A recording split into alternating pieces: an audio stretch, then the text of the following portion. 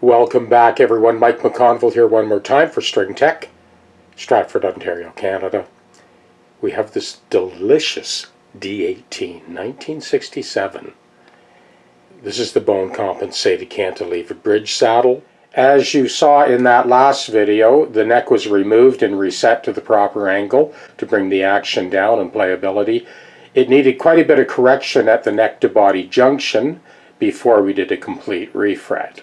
This is the compensated nut for John Pierce 12 to 53 strings, and Jim is on his way in to pick it up. I just have to strum a few more chords on this before he gets here. You've got to hear this guitar.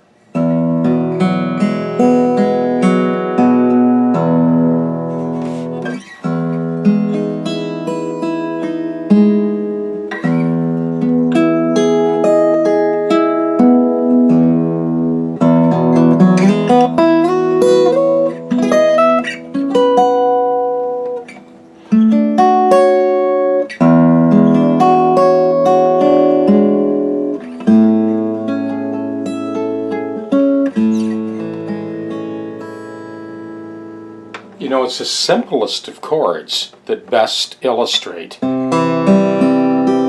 intonation.